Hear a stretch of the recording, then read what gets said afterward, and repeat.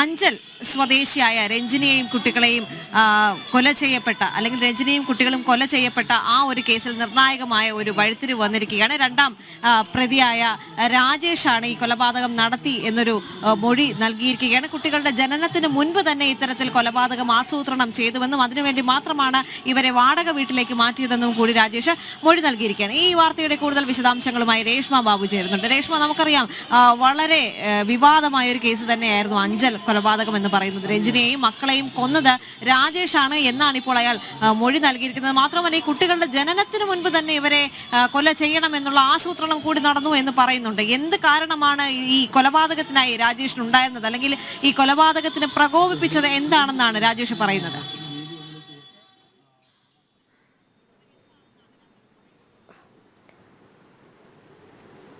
ദേവിക, കിരാതമായിട്ടുള്ള കൊലപാതകം എന്ന് വേണം ഇതിനെ വിശേഷിപ്പിക്കാൻ. കാരണം രഞ്ജിനിയെയും അതോടൊപ്പം തന്നെ 17 ദിവസം പ്രായമായ ഇരട്ട പെൺകുഞ്ഞുങ്ങളെയുമാണ് ക്രൂരമായിട്ട് കൊന്നിരിക്കുന്നത്. 19 വർഷത്തിന് ശേഷമാണ് ഈ രണ്ട് പ്രതികളും CBIയുടെ പിടിയിലാകുന്നത്. കഴിഞ്ഞ ദിവസം ഇവരെ ഈ രണ്ട് പ്രതികളെയും CBIയുടെ കോടതിയിൽ ഹാജരാക്കി റിമാൻഡ് ചെയ്തിട്ടുണ്ട്. 18-ാം തീയതി വരെയാണ് പ്രതികളുടെ റിമാൻഡ് കാലാവധി. അതിനിടയിൽ തന്നെ പ്രതികളെ കസ്റ്റഡിയിൽ വാങ്ങാനായിട്ടുള്ള ഒരു നീക്കത്തിലേക്കും CBI കടക്കുന്നുണ്ട്. തിങ്കളാഴ്ച തന്നെ, അതായത് നാളെ തന്നെ ഇതിനായിട്ട് അപേക്ഷ നൽകുമെന്നാണ് അറിയാൻ സാധിക്കുന്നത്. ഏറ്റവും പുതിയതായിട്ട് വരുന്ന വിവരം, ഈ കൊലപാതകം ചെയ്തിട്ടുള്ളത് രാജേഷ് തന്നെയാണെന്നാണ് മൊഴി ലഭിച്ചിരിക്കുന്നത്. അതായത് ഈ കുട്ടികളുടെ ജനനത്തിന് മുൻപ് തന്നെ കൃത്യമായിട്ടുള്ള ആസൂത്രണം ഈ കൊലപാതകത്തിന്റെ പേരിൽ, അതായത് കൊലപാതകം ഏത് വിധത്തിൽ നടത്തണം, എങ്ങനെ നടത്തണം എന്നുള്ള കാര്യത്തിൽ ഒരു വ്യക്തത ഇരു പ്രതികൾക്കും ഉണ്ടായിരുന്നു. അതിനു വേണ്ടിയിട്ടുള്ള ആസൂത്രണം ഈ കുഞ്ഞുങ്ങൾ ജനിക്കുന്നതിന് മുൻപ് തന്നെ നടത്തിയിരുന്നു. അതായത് SIT ആശുപത്രിയിലാണ് ഈ കുഞ്ഞുങ്ങൾ ഈ രഞ്ജിനിയെ പ്രസവത്തിനായിട്ട് പ്രവേശിപ്പിച്ചത്. ആ സമയത്ത് തന്നെ രാജേഷ് അനിൽകുമാർ എന്നുള്ള രീതിയിൽ പേര് മാറ്റിക്കൊണ്ട് അവിടെ എത്തുകയും ഈ പറയുന്ന രഞ്ജിനിയെയും അമ്മയും സമീപിച്ചുകൊണ്ട് ഒരു സൗഹൃദം സ്ഥാപിച്ചെടുക്കുകയും ചെയ്തിരുന്നു. അതിനുശേഷം ഈ പ്രസവിച്ച് കഴിഞ്ഞ്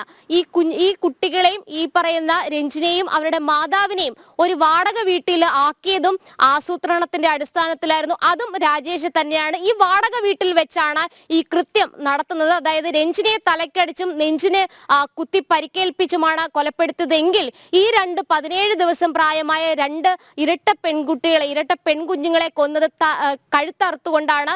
അതിനുശേഷം രാജേഷ് വീണ്ടും ഈ ക്യാമ്പിലേക്ക് പോവുകയും ചെയ്തിട്ടുണ്ട്. അതിനു മുൻപ് തന്നെ ഈ കേസിലെ തന്നെ, അതായത് ഈ രഞ്ജിനിയുമായിട്ട് അടുപ്പത്തിൽ ഉണ്ടായിരുന്ന ദിവിൽ കുമാർ ക്യാമ്പിലെത്തിയിരുന്നു. അതിന്റെ ഒരു പ്രധാനപ്പെട്ട കാര്യം എന്ന് പറയുന്നത് അലീബി, അതായത് താൻ ഈ കൃത്യം നടക്കുന്ന സമയത്ത് മറ്റെവിടെയെങ്കിലും ആയിരുന്നു എന്ന് സ്ഥാപിച്ചെടുക്കാൻ വേണ്ടിയിട്ടായിരുന്നു ദിവിൽ കുമാർ ആ സമയത്ത് തന്നെ സൈനിക ക്യാമ്പിലേക്ക് മടങ്ങിയത്.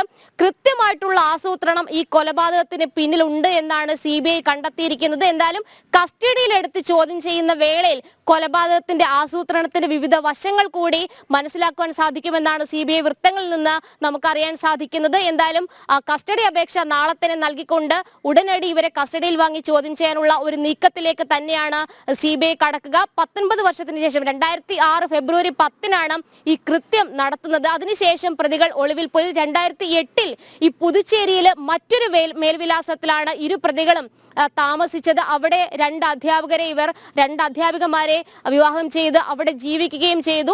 അവിടുത്തെ ജോലി എന്ന് പറയുന്നത് ഈ ബാംബു കർട്ടനുകളും മറ്റും ഓഫീസുകളിലും വീടുകളിലും എത്തിച്ച് അത് സ്ഥാപിച്ചു കൊടുക്കുന്ന ഒരു വാനിൽ കറങ്ങിയുള്ള ആ ഒരു ജോലിയായിരുന്നു. മറ്റ് മലയാളികളുമായിട്ട് യാതൊരു വിധത്തിലും സൗഹൃദം സ്ഥാപിച്ചെടുക്കുവാനായിട്ടുള്ള, അല്ലെങ്കിൽ അവരുമായിട്ട് ബന്ധം, അല്ലെങ്കിൽ അവരുമായിട്ട് ഒരു സംസാരിക്കുന്ന ഇടപഴകുന്ന രീതിയിലേക്ക് ഒന്നും തന്നെ കാര്യങ്ങൾ എത്തിച്ചിരുന്നില്ല.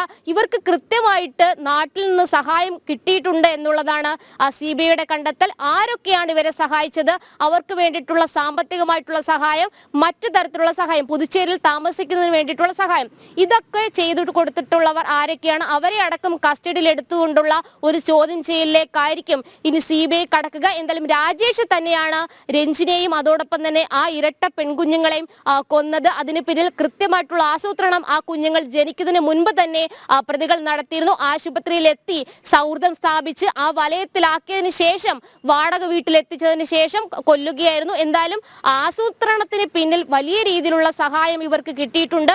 അതടക്കമുള്ള കാര്യങ്ങളിലേക്കാണ് ഇനി CBI കടക്കുന്നത്. എന്തായാലും കസ്റ്റഡിയിൽ എടുത്തതിന് ശേഷമായിരിക്കും ഈ പ്രതികളെ ചോദ്യം ചെയ്ത് ഈ മറ്റുള്ള ആരൊക്കെയാണ് ഇവർക്ക് സഹായം ചെയ്തത് അവരെയും കൂടി ചോദ്യം ചെയ്യുന്നത്. എന്തായാലും കൃത്യമായിട്ടുള്ള ഒരു വിവരം ലഭിച്ചതിന്റെ അടിസ്ഥാനത്തിലാണ് CBI സംഘം പുതുച്ചേരിയിലെത്തി ഇരു പ്രതികളെയും കസ്റ്റഡിയിലെടുത്തത്, പിന്നീട് അറസ്റ്റ് രേഖപ്പെടുത്തിയതും. എന്തായാലും ഈ മാസം 18 വരെയാണ് ഇരു പ്രതികളുടെയും റിമാൻഡ് കാലാവധി. അതിനിടയിൽ തന്നെ കസ്റ്റഡിയിൽ വാങ്ങിക്കൊണ്ടുള്ള ഒരു ചോദ്യം ചെയ്യൽ നടത്തുകയും ചെയ്യും.